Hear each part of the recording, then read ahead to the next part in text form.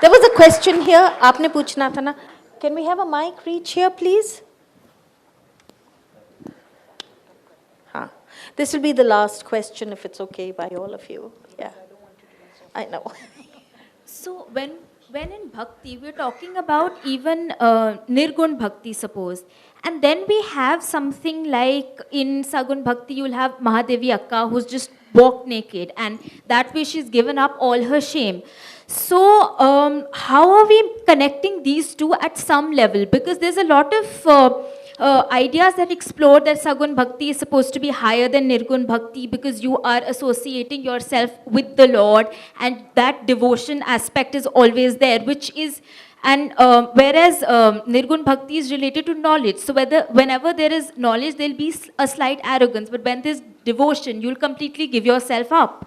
So how are these two parallels met in terms of the body and relationship to God? I think if we take Saguna Bhakti and Nirguna Bhakti as South, the co-wives, the problem is there. They are twins. They are twins. They are siblings. Because what have happened, the experience will start from the Saguna. Nirgunopasane kashtam. If you try to adore and celebrate the abstract, the absolute, the general, the ultimate, you will not have anything except for pain and suffering. So you begin with the Saguna, and then, as I said aesthetically, that when the two lovers meet, they start with the body consciousness, but in their meeting of love itself, they transcend.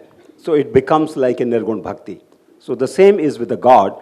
You start with the Leelas and Nama and Rupa and Dhama of the God, and then when you internalize it, when you are so one-to-one with him or her or it, then there is no limitations. Is the limited bhakti and the unlimited bhakti, if you like to call it. Yes. Pardon me?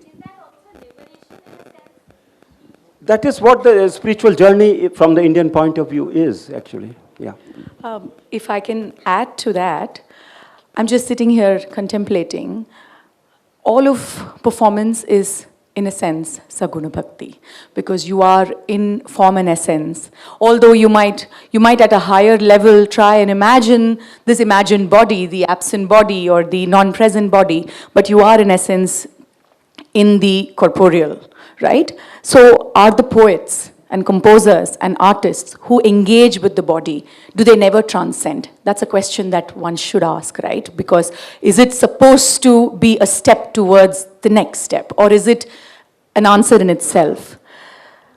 I think the fact that life here thrives around our lived experiences, and the ability to break that social norm. For example, walking naked, right?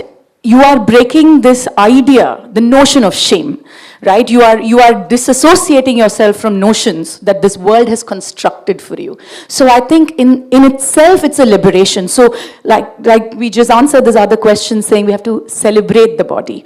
So in celebrating the body, somewhere you are acknowledging that it exists, and yet you can transcend it right where it is. By experiencing the body, you're transcending it.